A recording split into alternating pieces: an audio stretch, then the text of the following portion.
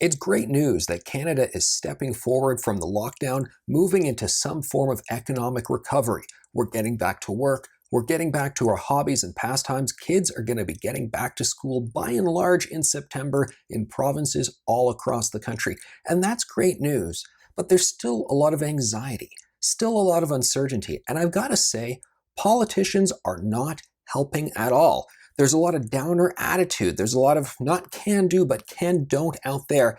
And there's a lot of just not really believing in the Canadian people that they have the ability, they have the know-how to get out there and do what needs to be done and do it responsibly. Are we in disagreement over things like mandatory mask laws? Sure, we are. Are we in disagreement about, well, what's actually going on with this virus? How did it get started? Who caused it? What's the role that China played? Some of it a bit conspiracy theory, but quite frankly, I think all these questions are completely valid because there's still a lot we don't know out there. Every day there are medical experts who are still disagreeing on, well, is it airborne? Is it not? To what degree is it airborne? When will we get this vaccine? Will we even get a vaccine that actually works? So there's a lot of uncertainty out there. And look, I know the politicians should not be giving us a false sense of security, but right now we really need to rally the country.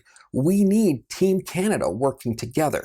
The problem is, I find Justin Trudeau, Dr. Theresa Tam, and others, they've been working against that. You will remember that Justin Trudeau, he really wanted to keep us in lockdown. He was the one saying, oh no, it's too soon, months ago, when you had premiers like Ontario's Doug Ford or Francois Legault in Quebec, who were raring to go and raring to get the country back up into life, get our cultural life, our economic life, getting things moving again. And we're still missing all of that right now. We're not getting it from Trudeau. We're not getting it from the Conservative leadership candidates. We see that the We scandal says 50% of Canadians would support there being an election soon if Justin Trudeau was found guilty of Conflict of Interest Act violations.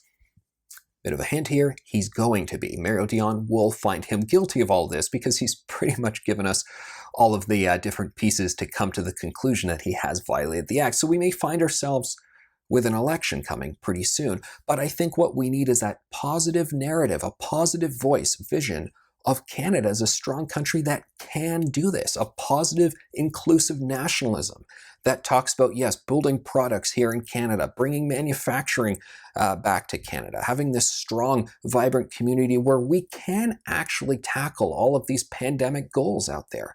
A lot of people are very frustrated about how to move ahead into the dining experience, how to get the schools back open safely, a lot of competing interests and demands. And I think, quite frankly, they're all legitimate. I get that people have a lot of conflicting opinions on all this that don't follow traditional lines. But what we need right now is leadership from on top, and we are not getting that leadership to help Canada flourish as the great nation it is as we get out of this pandemic.